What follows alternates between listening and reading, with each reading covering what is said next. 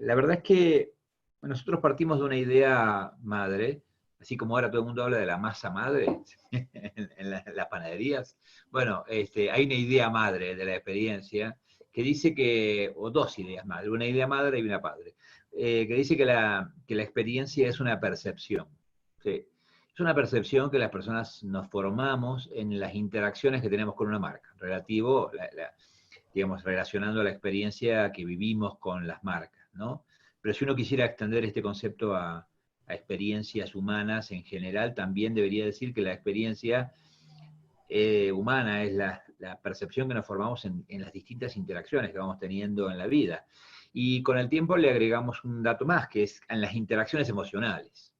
¿Por qué? Porque hay una relación directa entre la interacción emocional, es decir, aquella que te genera una reacción emocional, en esa componente, esa impronta emocional, la marca que deja en tu sistema de memoria, y esto es básicamente un recuerdo, y el concepto de experiencia. Entonces podemos perfectamente ir a una segunda definición que dice que la experiencia no es lo que me pasó, sino lo que recuerdo de lo que me pasó.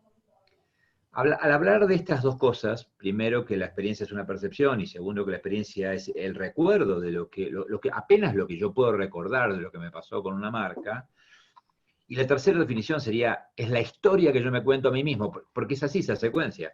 Yo, digamos, voy formándome una percepción, estas percepciones me permiten crear algunos recuerdos, y estos recuerdos después son hilvanados a través de un mecanismo biológico que se llama memoria episódica, que hace que estos datos que tenemos en la cabeza sean como agrupados en una especie de álbum que la memoria puede manejar con mucha más facilidad. El sistema de memoria humano no puede evocar episodios aislados, solamente puede recordar historias. Historias que obviamente no responden a la real historia que vivimos, sino a una historia editada que tiene un proceso justamente donde interviene nuestro sistema referencial, nuestro estado emocional, nuestro ego. Hay un montón de cosas que entran en juego en esa reconstrucción de la historia y que finalmente da como resultado la historia que recordamos. Entonces, amigos, entre estas tres cosas, estas tres definiciones madres, que me parece que son muy importantes, nosotros construimos el modelo Ubuntu. Este modelo Ubuntu, que nosotros lo solemos llamar el modelo de 4 bloques, tiene 4 grandes tareas. La primera es una tarea de conocimiento profundo de los clientes, de las personas, porque las experiencias le pasan a personas. Así estés hablando de un negocio B2B, donde tu cliente es otra compañía, adentro de ese paquete que se llama cliente B2B, hay personas. Entonces, finalmente, la experiencia que vive tu cliente B2B la viven las personas que están adentro, que tienen roles, que tienen poder, que tienen opiniones distintas, que tienen intervenciones con vos en momentos distintos. Unos te compran, otros te usan, otros te pagan. Entonces, digo, los 4 bloques son, primero, conocimiento profundo de los clientes. Y cuando digo esto, estoy diciendo, refiriéndome a lo que acabo de definir como una de las 3 definiciones, si la experiencia es una percepción, el conocimiento de las personas, que son los clientes, debería estar relacionado a la forma en la que construyen percepción. Es decir, conocer a los clientes es conocer cómo perciben la realidad, cómo construyen esa percepción. Y para entender eso, entonces nuestra tarea como investigadores para aplicarlo al diseño de experiencia, el conocimiento se enfoca en entender esa máquina de percepción que vamos a llamar modelo mental. Lo poderoso del modelo mental es que es una variable tremenda de segmentación y que cambia totalmente las reglas de juego de la segmentación clásica que marketing nos enseñó. La segmentación por modelo mental nos permite agrupar a la gente de una manera muy diferente. De hecho, digamos, yo no puedo clasificar, tratar, cuando diseño experiencia, no puedo tratar a todos los millennials como si fueran un colectivo indiviso, porque voy a fracasar. Como la experiencia es un fenómeno tan subjetivo, tan personal, yo necesito agruparlos por algo que realmente esté conectado con esa experiencia que vamos a diseñar, y por lo tanto, esta máquina de percepción, este modelo mental basado sobre algunos elementos fundamentales, es la parte fundamental de este primer bloque. Digo los 4 bloques rápido y después vuelvo para atrás y los explico un poquito más en detalle. Primer bloque, conocimiento profundo del cliente. Segundo, usar ese conocimiento para diseño. O sea, hay un segundo bloque que es diseño puro. Usamos design thinking, usamos herramientas, usamos templates, usamos todo el material que design thinking nos permite para transformar ese insumo que viene del lado del conocimiento del cliente y transformarlo en una experiencia ideal a crear. Es lo que queremos que el cliente viva.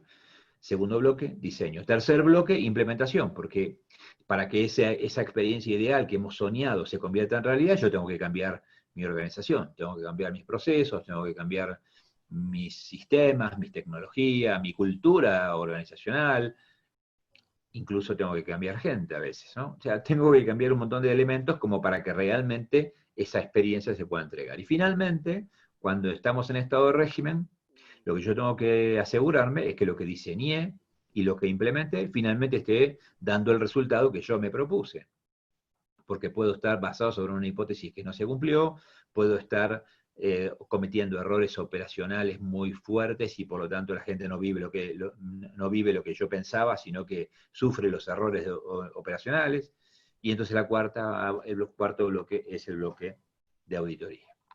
El modelo Ubuntu entonces se para sobre esas 4 patas, y sobre eso se convierte en un círculo, finalmente, un círculo virtuoso, porque lo que yo tomo de mi auditoría, lo que aprendo, lo que identifico, que necesita ser rediseñado, porque no está bien implementado, porque el cliente no lo percibe, porque hay errores de presunción que no funcionaron como yo esperaba, eso vuelve al punto de partida y eso alimenta mi sistema de conocimiento del cliente. Entonces, lo que el mercado dice, el sistema de voz del cliente, no es otra cosa que esto.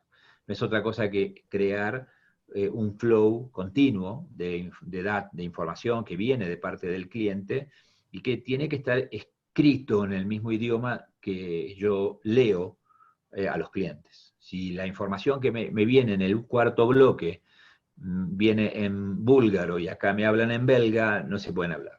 Entonces, viene a ser un traductor en el medio. Entonces, por eso es un círculo virtuoso, porque todo debería estar montado sobre las mismas premisas y la información que saco del mercado es la misma que pongo para volver a conocer a mi cliente, volver a revalidar hipótesis y volver a meter dentro del sistema de diseño, ¿sí? Siempre digo que hacer diseño de experiencia es vivir en un plano inclinado. Esto significa que no hay puntos de estabilidad en un plano inclinado. Si ustedes ponen una bola en un plano inclinado, la bola siempre se va a caer.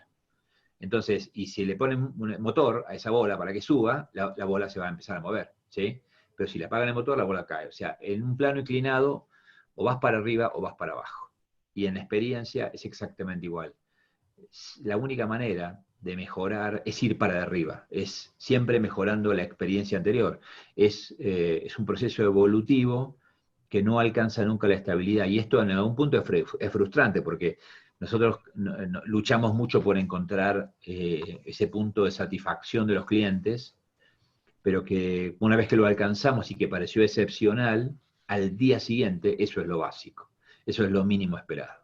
Entonces, de alguna manera, así somos los seres humanos, así vivimos las experiencias, nos acostumbramos cada vez más rápido a lo que nos pasa, cada vez somos menos conservadores, cada vez somos menos repetitivos y cada vez estamos esperando más y mejores cosas de las marcas, por lo menos que elegimos y por las cuales pagamos, ¿no?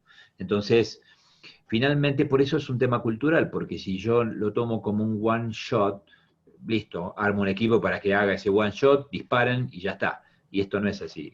Como esto es algo que todo el tiempo se está analizando, diseñando, implementando y validando, finalmente este círculo hace que la gente tenga que estar muy identificada con esa cultura y con esa forma de hacer las cosas, porque si no, no funciona. Entonces, por eso, esto es como si fuera, yo puedo tener el mejor barco, pero si los marineros no quieren remar, esto no llega a ningún lado, ¿no? Entonces, nosotros, dentro de estos mecanismos que vamos a crear, contemplamos a la gente, a la gente de adentro, ¿no? Lo que la gente quiere, la gente desea hacer, cuál es el propósito que ellos tienen en su trabajo, porque si no, finalmente no se cumple, ¿no? Perfecto.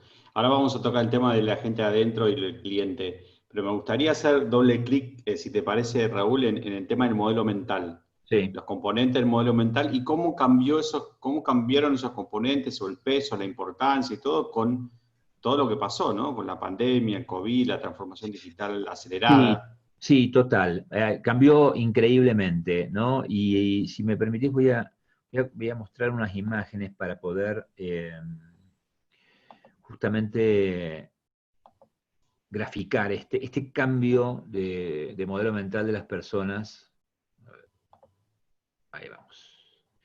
Porque ha sido impresionante, ¿no? Lo que ha pasado ha sido impresionante. Eh, el primer bloque que yo contaba, este bloque del conocimiento de los clientes, a ver si se ve. Perfecto. Ahí está. Entonces digo, el primer bloque, que era el bloque de la investigación, del conocimiento profundo, tiene un propósito muy claro, es conocer profundamente a las personas, ¿no? Y si uno no puede meterse en ese inconsciente de las personas, no lo está conociendo.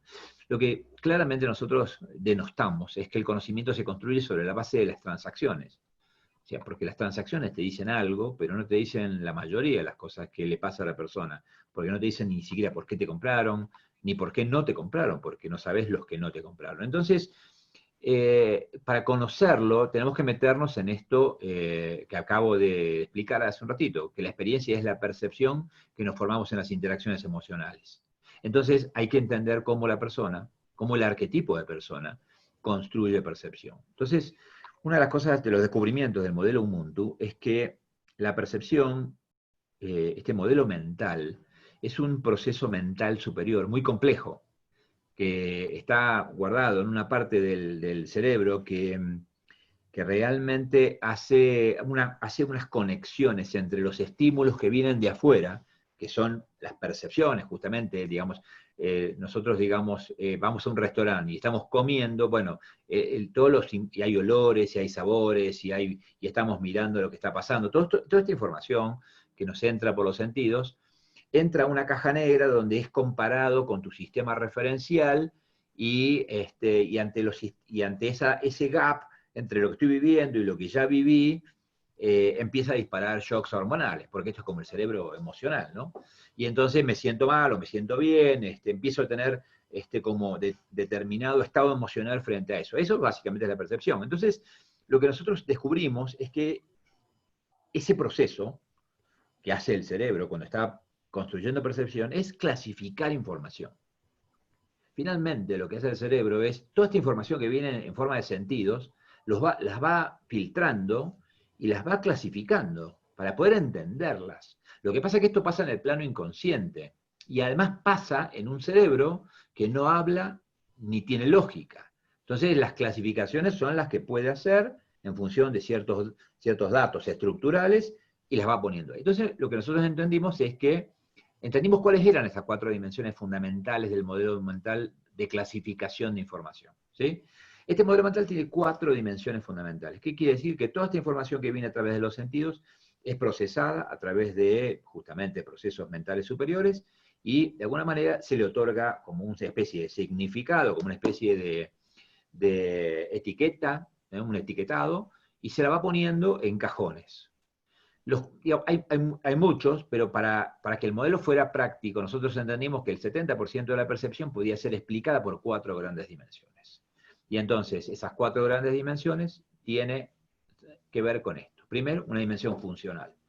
¿Qué es la dimensión funcional? Es el cajón donde vamos a poner toda aquella información que me explica cómo funciona la experiencia.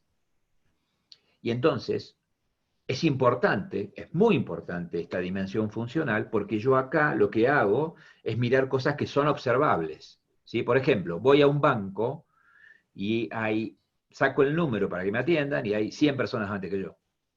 Entonces, yo siento que voy a estar toda la mañana y probablemente la tarde también esperando que me atiendan, porque atienden uno cada 20 minutos. O sea, hago 100 por 20, mi mente hace 100 por 20 y voy a estar 2000 minutos acá esperando que me atiendan.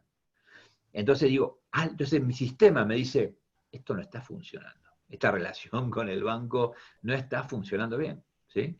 Entonces digo, y así como eso es, por ejemplo, llamo a un contact center para que me ayuden porque hay algo que no está funcionando y no me dan la respuesta correcta.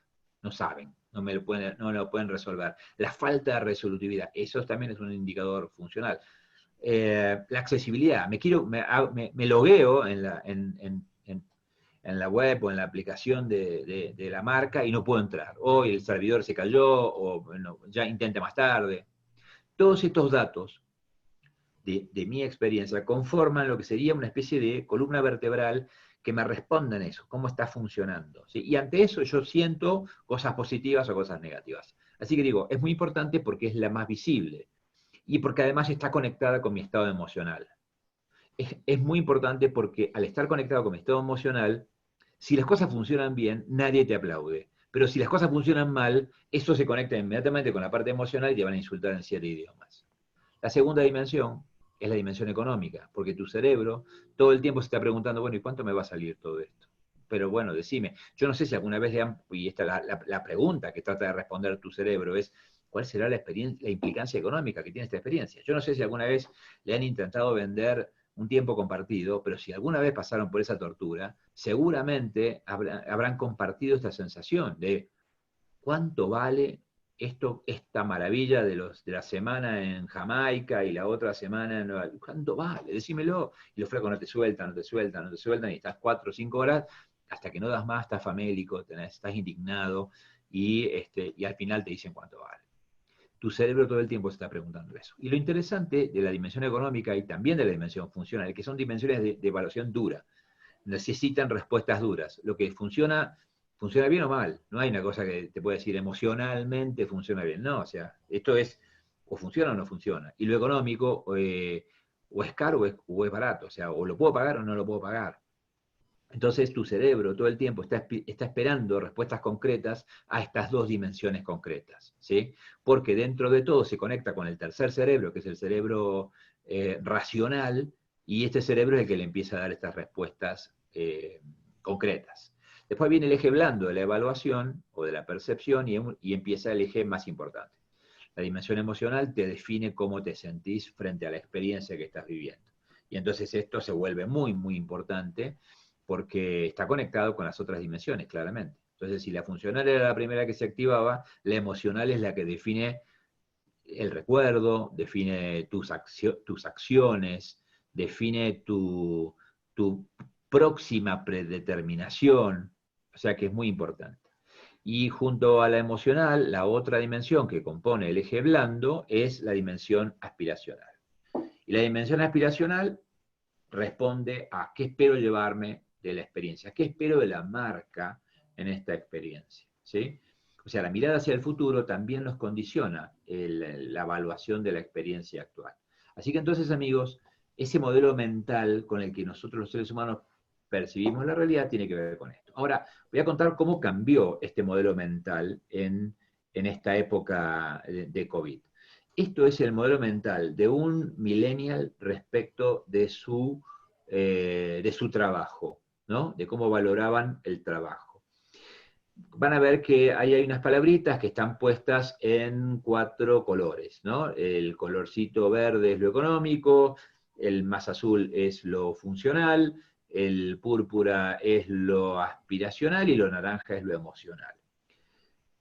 Estos son lo que llamamos nosotros descriptores que componen la percepción excepcional. Quiere decir que este millennial, antes de la pandemia, construía su percepción excepcional de un trabajo en función de estas cosas, ¿sí?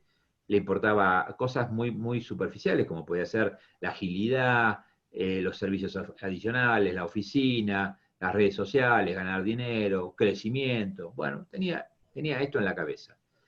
Nosotros volvimos a entrevistar a estas personas que entrevistamos siempre, que entrevistamos el año pasado y que entrevistamos a principios de este año, y los volvimos a entrevistar, volvimos a aplicar alguna técnica proyectiva para entender cómo habían cambiado, y lo que nos sorprendió es que ahora pasaron a tener un modelo mental completamente diferente.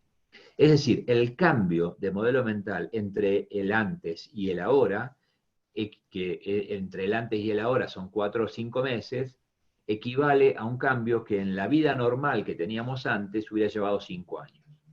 es como si hubieras visto a otra persona completamente diferente. Trastocaron su orden, están esperando otras cosas. Y fíjense que ahora los aspectos emocionales son mucho más importantes. Pero aspectos emocionales que este millennial jamás nos hubiera revelado el año pasado. Por ejemplo, le importa la familia, le importan los afectos, le importa la espiritualidad. Claro, porque cuando vos estás encerrado en tu casa, digamos, todo el mundo empezó a mirar para adentro y empezó a darse cuenta que se sienten nerviosos y que las pastillas no alcanzan. Y entonces uno le dijo, ¿por qué no me aprendés a meditar? Y nos bajamos un podcast para aprender a meditar. Empezamos a tener conciencia, nos empezamos a... Al principio, esto pasó en todos lados. Al principio todo el mundo tomaba el whisky todos los días y de pronto te empezaste a sentir mal y después cambiaste y empezaste a volverte zen y empezaste a cuidarte, porque te diste cuenta que si encima estás mal de salud, la cuarentena se vuelve loca. Entonces empezás a ver salud, pero fundamentalmente hay uno que emerge de todo esto, y es la búsqueda de la felicidad.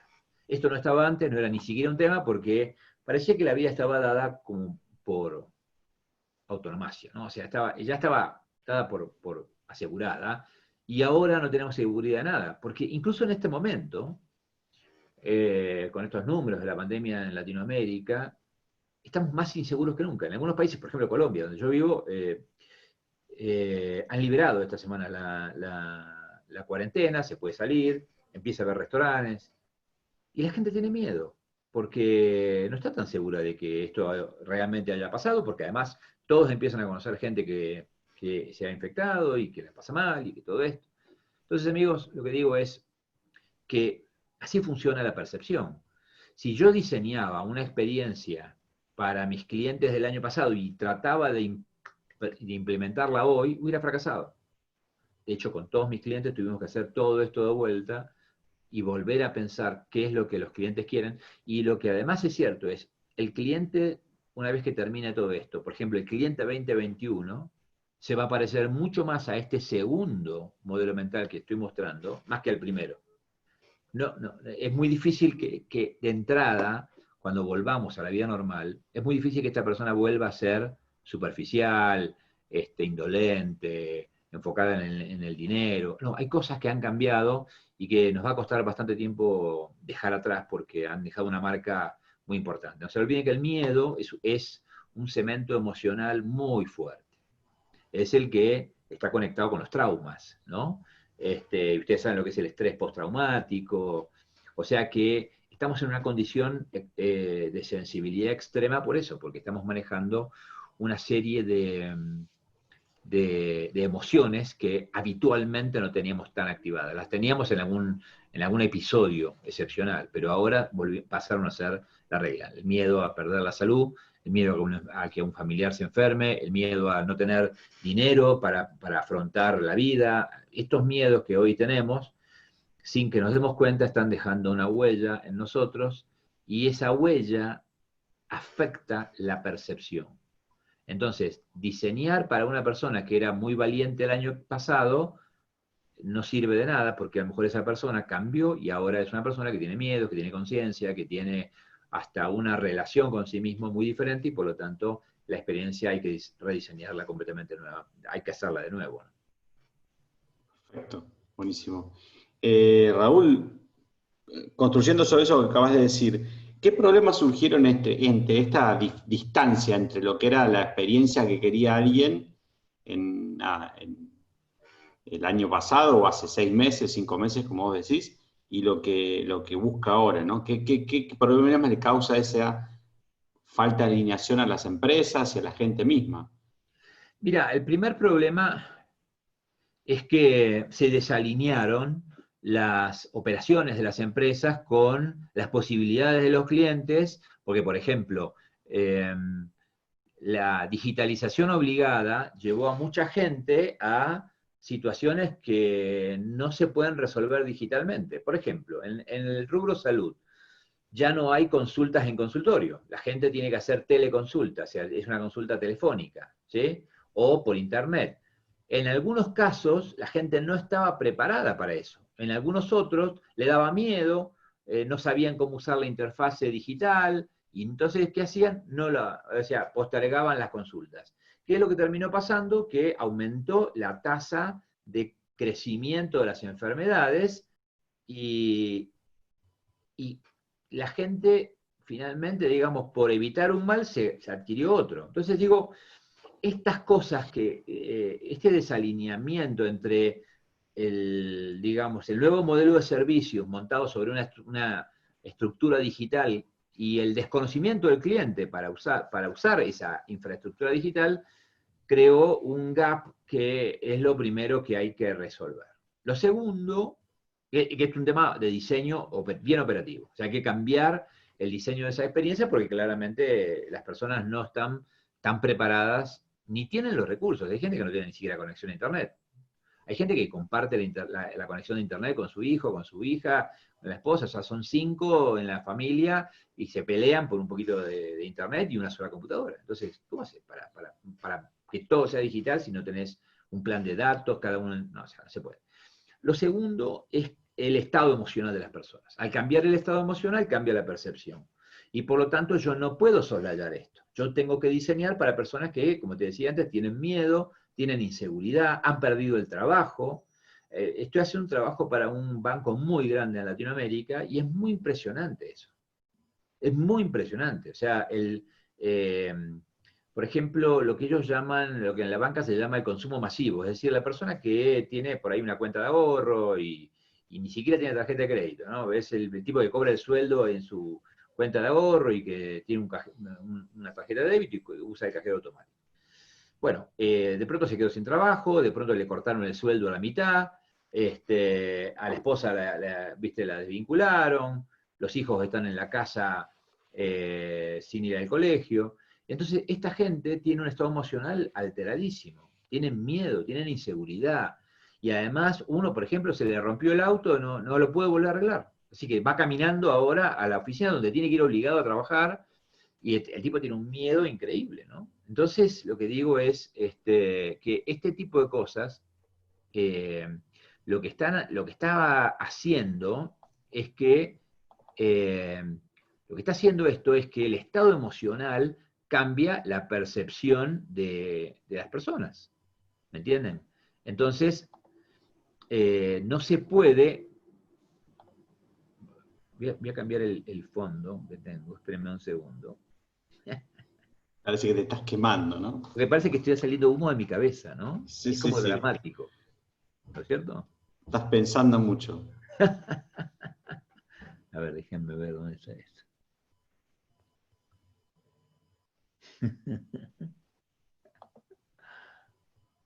Acá. Sí, no sé, ¿sabes por qué? ¿No? Porque Apagaste porque, la otra luz. porque apagué las luces amarillas, ¿no? Ah, ok. Y como está anocheciendo, Perfecto. Ahora te vemos bien. ahora Fondo me liso. vino como si fuera, Sí, como sí, si estuviera en un teatro. claro. Bueno, entonces Entonces lo que digo, cambió el estado emocional y cambia la percepción de las experiencias. exactamente. Entonces, las organizaciones se encuentran frente al problema de que el nivel de insatisfacción ha crecido mucho.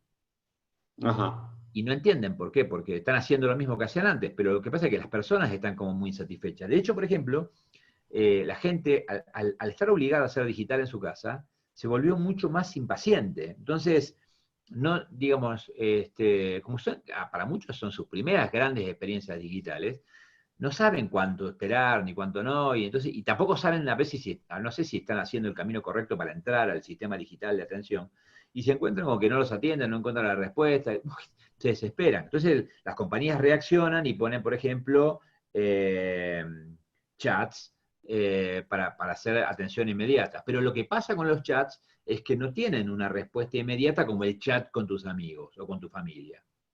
Entonces vos esperás que el chat tenga esa respuesta, donde le escribís a uno y el flaco te escribe enseguida, y te quedás esperando la respuesta. El flaco te contesta a las 3 horas. ¿Me entendés? Entonces el nivel de insatisfacción es altísimo. Ha cambiado muchísima la percepción, se vuelven mucho más ácidos, son mucho más impacientes, son mucho más, están mucho más angustiados. Entonces, ante una situación así, la organización enfrenta una gran dificultad, y es cómo ser empáticos en un entorno tan complejo. Cómo enseñarle a tus empleados que le tienen que tener más paciencia a los clientes. cómo enseñarles que tienen que ser más resolutivos, que a veces tienen que tomar temas que no les corresponden totalmente, pero hacerse cargo del dolor del otro que está del otro lado y buscar la mejor solución. Entonces digo, no siempre hoy la solución es tecnológica, porque a veces no está totalmente eh, perfeccionado el sistema de resolución de problemas. Y a veces son las personas las que tienen que tomar esas decisiones que hacen los empleados, los que hacen que estos milagros ocurran, ¿no?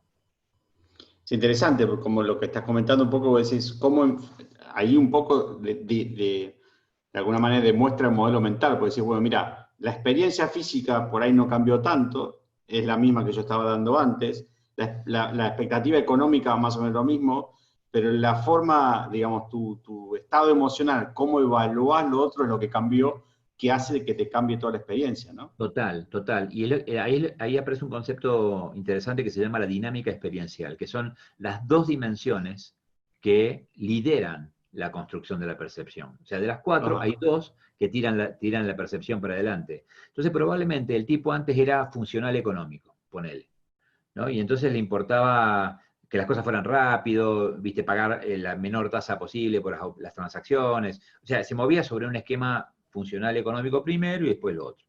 Ahora ese mismo tipo cambió y ahora es emocional funcional. ¿Me entendés? Está liderada su percepción por lo que siente, su miedo, su inseguridad, y después lo funcional. O sea, todo tiene que funcionar perfecto porque si no altera todavía más mi condición emocional. ¿Me entendés lo que digo? Entonces, son las mismas personas, pero cambiaron su modelo mental, cambiaron el orden de prioridad. Ahora viste, muchos de estos clientes que antes eran funcionales ahora son emocionales. Y entonces la organización no los puede seguir tratando de la misma manera. Tiene que tener una lectura de estos cambios y tiene que cambiar también en consecuencia, ¿no? Y entonces, por eso digo que es muy, muy, muy impresionante el cambio por un lado, pero también la responsabilidad que tiene la organización de transformar sus servicios para volverse funcionales a las necesidades de estos nuevos clientes, ¿no? Yo hubiera pensado que la dimensión económica va a tener más peso. O sea, lo que están viendo es que está creciendo la dimensión emocional más que la Sí, económica. depende del segmento, ¿no? Depende del arquetipo, por supuesto que cuando más vas bajando en la pirámide, los aspectos económicos son mucho más importantes porque me empiezan a ser casi dramáticos. O sea, el grupo familiar se queda sin ingresos, la empresa cerró, tenían un negocio y lo tuvieron que cerrar, y perdieron todo lo que tenían. Entonces, claramente, ante ese tipo de situaciones muy complicadas, la parte económica empieza a crecer mucho. Pero siempre, o sea, digamos, la que lidera la construcción de percepciones ahora es la dimensión emocional, porque estamos embargados emocionalmente, no nos damos ni siquiera cuenta del peso emocional que estamos llevando encima. Lo que pasa es que la segunda puede ser o económica o funcional, o sea, claramente, ¿sí? Y lo que estamos mirando de lo que aspiran es que la aspiración se volvió básica. Cuando empezó la cuarentena, la aspiración era conseguir papel higiénico. O sea, ¿me entendés? O sea, era, digamos, o sea, la gente salía corriendo a buscar todo los papel higiénico del supermercado de la esquina para, no sé por qué, ¿no? Pero finalmente era eso. Y entonces las aspiraciones se vuelven extrañas. Antes las aspiraciones eran, yo quiero el estatus, yo quiero sentirme reconocido, yo quiero sentirme, soy parte de. No, hoy no, hoy no. Hoy todo eso cambió, todo eso se transformó y esperamos cosas básicas, ¿no? Cuando miramos, nosotros presentamos a ver si tengo acá alguno, no importa. El modelo mental nosotros lo exponemos como 4 hexágonos, cada una de las dimensiones como un hexágono con 6 descriptores adentro, y entonces miramos en el aspiracional la naturaleza de esa aspiración, porque eso también nos dice mucho de la relación, de la expectativa que tiene él con la marca, ¿no? Entonces, también eso nos habla del posicionamiento de la marca, porque si yo no espero nada de la marca, quiere decir que la marca es un commodity, me da lo mismo esa marca que cualquiera. ¿Me entendés? Y cuando la expectativa se vuelve muy básica, también es como si lo estoy commoditizando. Y lo que está pasando es que antes yo tenía aspiraciones más emocionales y ahora las aspiraciones son más económicas, funcionales. ¿Me entendés? Yo lo que espero del banco es que no me cobre la cuota del crédito. Es así. Y antes, no, viste, que sea mi banco, que me acompaña a crecer y nada que ver. Ahora cambió tremendamente. ¿Y cómo afecta eso el diseño de experiencias? O sea, ¿cómo encarás un proyecto de diseño de experiencias hoy en esta realidad con ese cliente que está esperando esas cosas, que cambió su forma de valorar las experiencias y las empresas que por ahí les está costando adaptarse? Mira, yo creo que lo que nosotros hemos tenido que hacer es diseño de emergencia. ¿Qué significa esto? No hacer intervenciones tan radicales, es decir, yo no les digo, cambiemos el CRM y ya, ¿me entendés? O sea, vayamos a un esquema de un contact center atendido todos por chatbot. No, no, o sea, hoy no tomamos decisiones de intervención definitiva, lo que hacemos es quick wins. El foco en este momento es el rediseño enfocado en quick wins, en ganancias rápidas. Porque yo lo que necesito es que la gente baje su nivel de ansiedad. Entonces, ¿qué hago? Me enfoco en las personas de atención y cambio el protocolo de atención y los vuelvo mucho más empáticos. Hasta les enseño a poner la voz. ¿Entienden que una cosa, digamos, si mi proyecto era cambiar el contact center y ahora les estoy enseñando a hablar más empáticamente, o sea, evidentemente hay un cambio violento, ¿no? Porque justamente, digamos, la clave hoy es humanizar la atención y entonces estoy llevándolo a soluciones más fáciles de implementar, no tan definitivas, pero que me permitan resolver los grandes temas que hoy tiene, ¿no? O sea, hoy creo que uno de los ejes principales de las marcas y de las dificultades de las marcas principales es la empatía, porque ser empático, que suena a frase hecha, ser empático hoy es realmente ponerse en los zapatos de este cliente que está sufriendo y que no sabe cómo va a ser su relación, su trabajo, su salud el año que viene, y ser comprensivo y hacer algo con eso y volverte una marca valiosa para ellos. Yo también lo que les digo, y he encontrado bastante eco en algunas compañías, es que digamos, en este año todos hemos perdido y que hay una muy buena oportunidad para reconstruir vínculos y pensar que esta reconstrucción de vínculos nos pueda ayudar el día de mañana a reconstruir nuestro negocio, ¿no? Si yo quiero dejar de perder hoy a través de alguna estrategia basada en lo comercial, probablemente salga perdiendo, porque el problema no es comercial, el problema es de estructura, ¿no? De estructura de consumo, de psicología aplicada al momento del consumo. Y la pregunta del millón es, ¿cuánto hace que no se compran una camisa?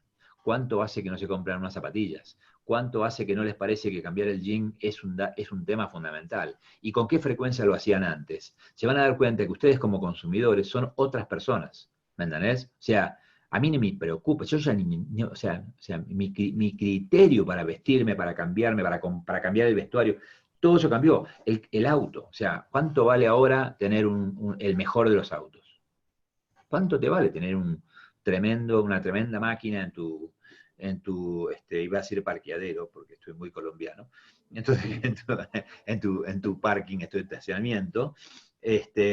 Nada, o sea, hoy digamos, tenés un Mercedes-Benz, tenés un Twingo, da lo mismo, ¿entendés? O sea, no importa.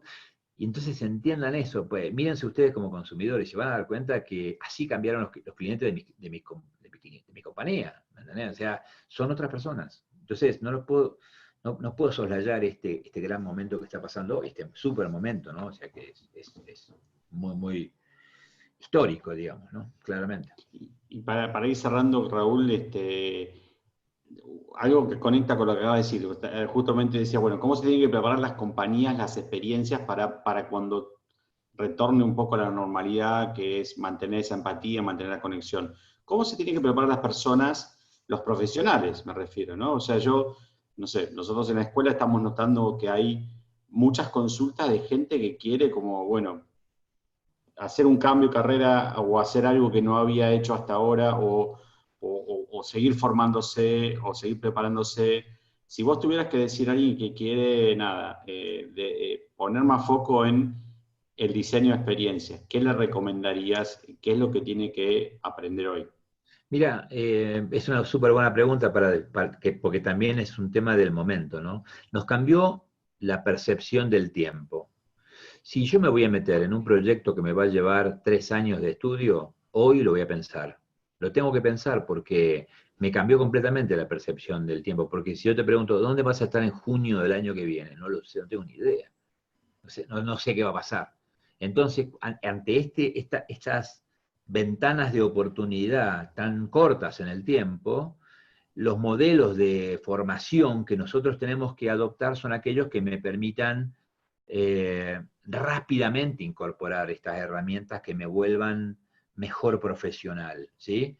Entonces, me parece que programas como el que nosotros estamos proponiendo, que son programas de pronto de 8 semanas, te dan, eh, te dan varias cosas que te permiten rápidamente incorporar habilidades que no tenías y que se suman a las que vos ya tenías y que vos ya tenías una trayectoria, habías trabajado de algo, te gustan cosas, no te gustan otras, aprendiste a separar esos caminos, pero digamos, son herramientas, empezás a incorporar herramientas que te permiten trabajar hoy, ¿no? Y a mí me parece que, particularmente en el diseño de experiencias, y es lo que yo veo, se está volviendo una disciplina estratégica para la organización.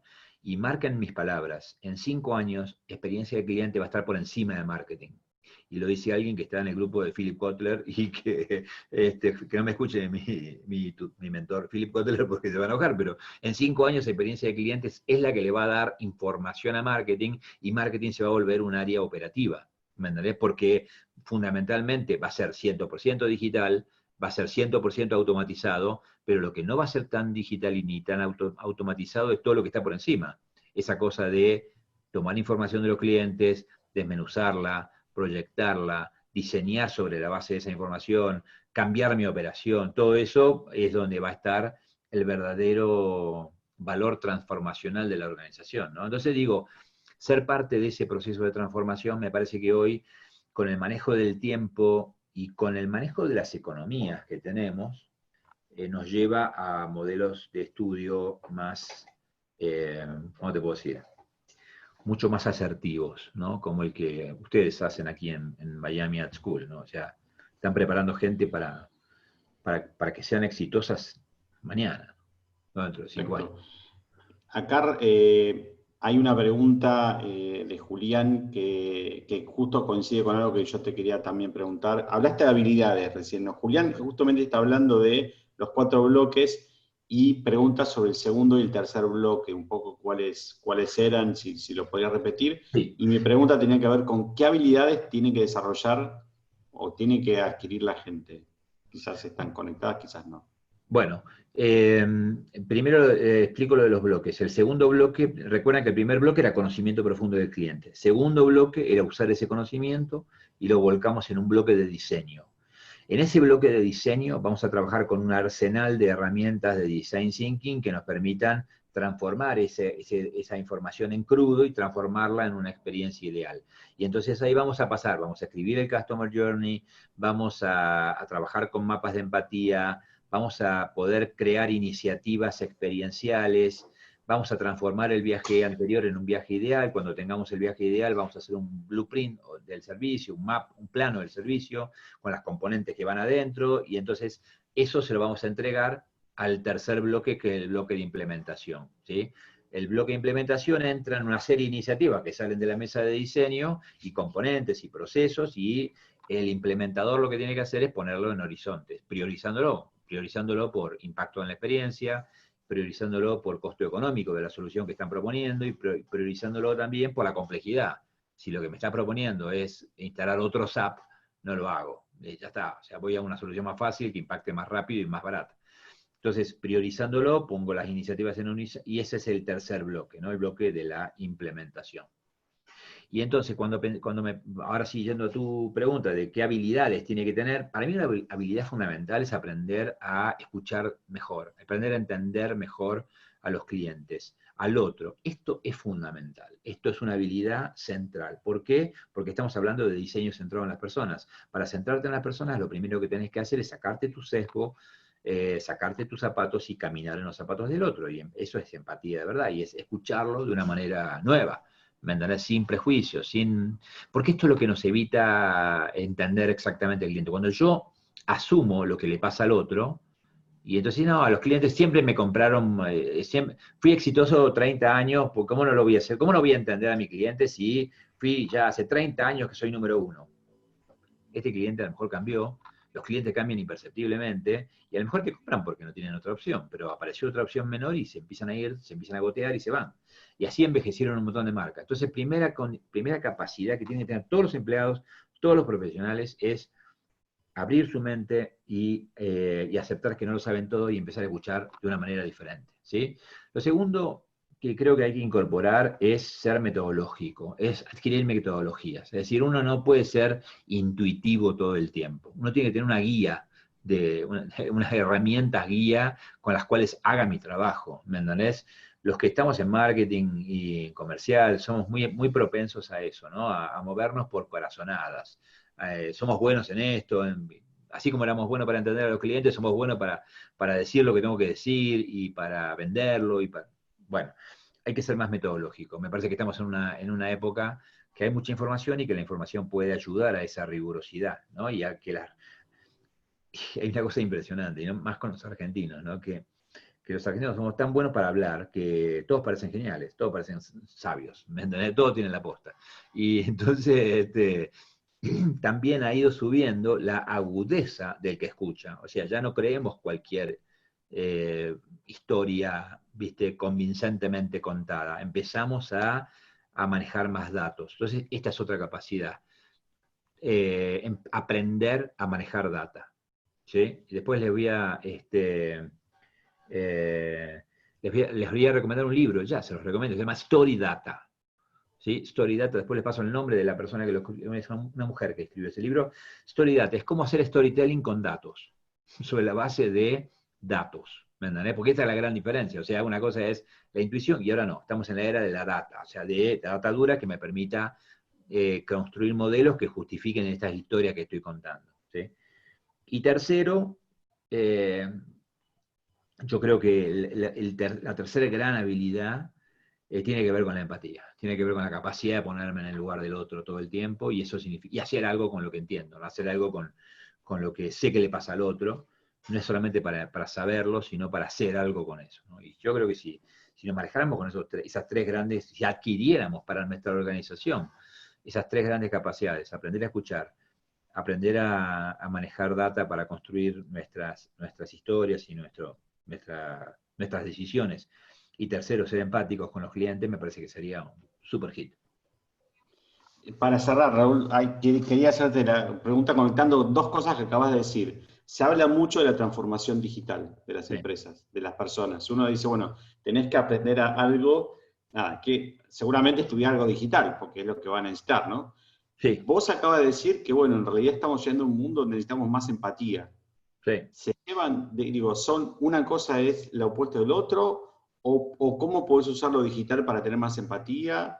Yo creo que, digamos, primero que estamos en una database economy. Eso, digamos, sin lugar a duda, eso no se puede cambiar. Pero eso te da más certidumbre frente al diseño de modelo de oferta, ¿no? Yo puedo diseñar modelos de oferta más asertivos porque tengo un modelo de datos muy sólido y que, digamos, puedo proyectar lo que va a pasar con cierta certidumbre. Pero por el otro lado, definitivamente esa condición empática es la que finalmente esa conexión emocional con el otro, es la que hace que te prefieran. Porque el problema de hacer una oferta basada en datos y que te la venda un robot es que mañana viene otro y te ofrece un poquito mejor y se van con el otro, porque hay una regla que nosotros hemos aprendido en la experiencia, que es por lo que te eligen, te dejan. ¿Sí? O sea, si te eligen porque sos el más barato, va a venir alguien más barato y se van con el otro. Pero si te eligieron porque se enamoraron de vos, por tu conexión emocional, es muy difícil que aparezca otro mejor que vos tenés que haberte equivocado, tiene que pasar tiempo. O sea, entonces digo, me parece que van de la mano, ¿sí? O sea, necesitamos ofertas que sean rigurosas, pero necesitamos una conexión emocional que nos, que nos haga sentir cómodos tomando esas decisiones por las marcas, ¿sí? fíjate vos que esto es lo que somos todo el tiempo, así somos todo el tiempo. O sea, todo el tiempo estamos evaluando sobre la base de algunos datos que manejamos, pero por el otro lado nos enamoramos de las marcas que se conectan con nosotros y que nos muestran empatía, que digamos, hasta incluso usando los datos, es decir, mira, vos compraste esto, ¿por qué no probás esto otro? A ver si, y te hablan en un idioma no frío, sino un idioma humano, ¿no? Y así funciona, ¿no? O sea, la vez pasada eh, compré un libro en Amazon, nunca me lo trajeron, entonces escribo un mail para quejarme, y a los 2 minutos tenía la respuesta. Y la respuesta, evidentemente, era un robot, pero hablaba en tono humano. El robot me dice, hola Raúl, sí, tenés razón, ¿sabes? Nos equivocamos. Nunca te mandamos el libro. Que hablaba como si fuera un amigo. Ya, nunca nos equivocamos, de verdad. Entonces tomé 2 decisiones por vos. Primero, te devolví la plata. ¡Wow! Digo, genial, increíble. Segundo, te abrí una ventana de Amazon Prime Member durante 72 horas. Porque si querés todavía el libro, te lo puedo dejar sin costo de envío, por supuesto, y te lo mandamos en 24 horas a tu casa, donde estés. Wow. ¿Me entendés lo que digo? O sea, en base a la data, ellos pueden tomar decisiones, pero el que me hablaba, que era un robot, me hablaba en tono humano y parecía un amigo mío. Entonces yo me enamoré de esa respuesta y dije, sí, por supuesto que sí, mándenmelo, sí, claro. Me vendieron otra vez. ¿Me entendés? O sea, Te enamoraste de un robot por la me enamoré de un empatía. robot. Sí, I love the robot. Sí, sí, sí. Perfecto. Bueno, y hablando de empatía y hablando de preferencia de marca, acá Marisa pregunta, bueno, ¿qué rol juega lo global y lo local en esta pandemia en donde las referencias tradicionales perdieron supremacía, ¿no? Cada vez nos volvemos más aldeanos, pero en virtud de esto que nos está pasando, porque nuestro mundo se achicó de alguna manera. Es decir, yo no sé si a ustedes les pasa que ustedes miran, por ejemplo, medios de información de otros países, no argentinos. A veces uno se contamina demasiado con la información local, pero lo que quiero decir es que nosotros en este momento estamos tan encerrados en nuestra vida que parece que fuéramos aldeanos de 1700. O sea, pero con Internet. O sea, tenemos acceso a información que viene de afuera, pero estamos en un ambiente muy controlado, muy cerrado. Entonces, a mí me parece este, que algunas cosas de ese valor global todavía nos impactan, pero lo que más nos impacta y lo que más nos importa hoy es el delivery. Y el delivery tiene que ver con lo local. ¿Me entendés? A mí si sos un e-commerce eh, que me trae el pedido del supermercado, y sos NN total, ¿me entendés? No sos Merkeo, no sos ninguno de estos super top que están dando vuelta. Y, viste, son dos flacos que se pusieron un e-commerce acá en la otra cuadra, pero sos el que me garantiza esto y lo llamo y están y me lo devuelven. O sea, ¿me entendés lo que digo? O sea, me parece que entre lo global y lo local, lo que priva hoy es el delivery. ¿Quién te hace el delivery? ¿Lo hace una mega compañía? ¿Esa mega compañía es la que te lo garantiza? ¿O no? Porque, por ejemplo, digamos, acá en Colombia, Mercado Libre se ha convertido has crecido increíblemente, ¿no? Pero increíblemente. Y entonces, en este momento, ¿pero por qué creció? Porque es Mercado Libre y es una de las compañías latinoamericanas más grandes del mundo. No, es porque cada vez que vos compras en Mercado Libre, las cosas funcionan y te lo entregan y llega. ¿Me entendés lo que digo? O sea, encontrás el producto que buscas y te lo traen a tu casa y te lo traen con la norma de bioseguridad que necesitas y estás confiado. Entonces, a mí digo, que la compañía sea una mega compañía mundial, no me importa nada. A mí me importa el delivery. ¿Sí? No me importa ni siquiera el precio que estoy pagando, me importa el delivery, que me lo traigan. ¿Sí? Entonces, digamos, estamos en una época donde me parece que lo local está como teniendo primacía sobre lo otro, porque finalmente es lo que define esa interacción emocional que estábamos hablando al principio, ¿no? Que define la experiencia. Perfecto. Hay una pregunta ahí de Julián, que quizás dice que se abre un poco el tema. Y dice, ¿cómo abordás a tus clientes? Porque a veces el mayor desafío es hacerles entender a ellos por qué deben aplicar cambios, ¿no? Dice, ¿qué consejos o experiencias nos podrías compartir en eso? O sea, por ejemplo, ¿cómo le decís a Philip Kotler? Le decís, pero vos estás en un lugar que en 5 años no va a existir. Todo va a estar regido No por se lo experiencia del digo. cliente. No se lo decís. Mira, Ok. no se lo digo. No, yo creo, tengo una premisa frente a eso, y es, digamos, a nadie le gusta que le digan que está equivocado, ¿no? Entonces, yo soy partidario de no explicarle a un cliente por qué él está equivocado.